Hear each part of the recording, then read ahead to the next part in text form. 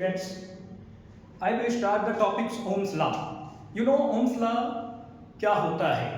Ohm's law किसी conductor पर depend करता है कि if we do not change the physical state, especially temperature, if we do not change the physical state, especially temperature, then the current flow in conductor is directly proportional to the potential difference in between them.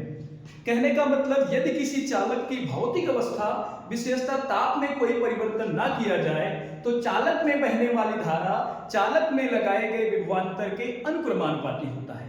Late कर लेते हैं कि माना कि किसी चालक का चालक में लगाया गया विभवांतर V, चालक में लगाया गया विभवांतर V और उसमें जो करंट फ्लो हो रहा हो वो I है, तो V प्रोपोर्शनल टू बेटा होता है I। और अगर हम इसे शॉर्ट फॉर्म में लिखें तो V इज इक्वल टू होता है IR, where R is the resistance, where R is resistance. R क्या होता है बेटा?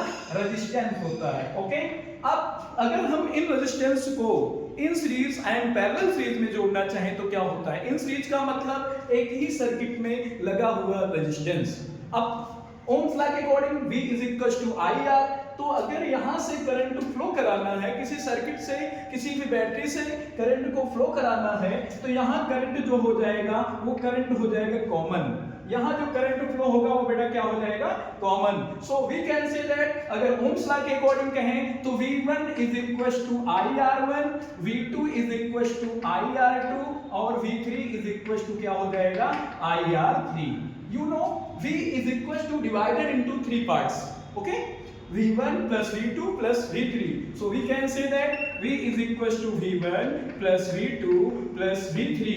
So V is equal to आप जानते हैं IR, V1 is equal to IR1, V2 is equal to IR2 और V3 is equal to IR3. So we can common for I, हम I को कॉमन कर सकते हैं, देन I कॉमन लेंगे तो R हो जाएगा बेटा, I कॉमन हो गया तो R1 प्लस R2 और ये क्या हो जाएगा? R3। You know I to I cancel out, then R is equal to R1 plus R2 plus R3। This is the in series combination of resistance. Okay, so I will meet after second. I will start the topics Ohm's law. You know Ohm's law क्या होता है?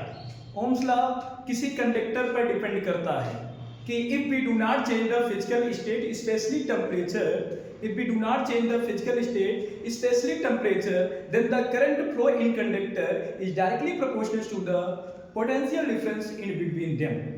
कहने का मतलब यदि किसी चालक की भौतिक अवस्था विशेषता ताप में कोई परिवर्तन ना किया जाए तो चालक में बहने वाली धारा चालक में लगाए गए विभवांतर के अनुक्रमानुपाती होता है। लेट कर लेते हैं कि माना कि किसी चालक का चालक में लगाया गया विभवांतर V, चालक में लगाया गया विभवांतर V और उसमें जो करंट फ्लो हो रहा हो वो I है, तो V प्रोपोर्शनल टू बेटा होता है I। और अगर हम इसे शॉर्ट फॉर्म में लिखें तो V इज इक्वल टू होता है IR, where R is the resistance, where R is resistance. R क्या होता है बेटा? रेजिस्टेंस होता है। ओके, अब अगर हम इन रेजिस्टेंस को in series and parallel series में जोड़ना चाहें तो क्या होता है? इन सीरीज का मतलब एक ही सर्किट में लगा हुआ रेजिस्टेंस। अब ओम्स लॉ के according V is equal to IR, तो अगर यहां से करंट फ्लो कराना है, किसी सर्किट से किसी भी बैटरी से करंट को फ्लो कराना है, तो यहां करंट जो हो जाएगा वो करंट हो जाएगा कॉमन। यहां जो करंट फ्लो होगा वो बेटा क्या हो जाएगा? Common. So we can say that अगर ओम्स लॉ के अकॉर्डिंग कहें तो V1 is equal to IR1, V2 is equal to IR2 और V3 इज इक्वल टू क्या हो जाएगा? IR3। You know V is equal to divided into three parts. Okay, V1 plus V2 plus V3. So we can say that V is equal to V1 plus V2 plus V3. So V is equal to आप जानते हैं IR, V1 is equal to IR1, V2 is equal to IR2 और V3 is equal to IR3.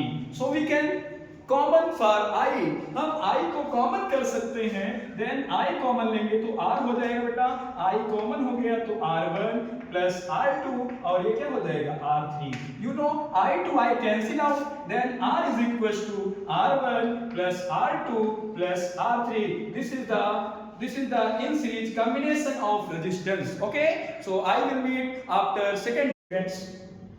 I will start the topics Ohm's law. You know Ohm's law क्या होता है? Ohm's law किसी conductor पर depend करता है कि if we do not change the physical state, especially temperature, if we do not change the physical state, especially temperature, then the current flow in conductor is directly proportional to the potential difference in between them. कहने का मतलब यदि किसी चालक की भौतिक अवस्था विशेषता ताप में कोई परिवर्तन ना किया जाए तो चालक में बहने वाली धारा चालक में लगाए गए विभवांतर के अनुक्रमानुपाती होता है। लेट कर लेते हैं कि माना कि किसी चालक का चालक में लगाया गया विभवांतर V, चालक में लगाया गया विभवांतर V और उसमें जो करंट फ्लो हो रहा हो वो I है, तो V प्रोपोर्शनल टू बेटा होता है I। और अगर हम इसे शॉर्ट फॉर्म में लिखें तो V इज इक्वल टू होता है IR, where R is the resistance, where R is resistance। R क्या होता है बेटा?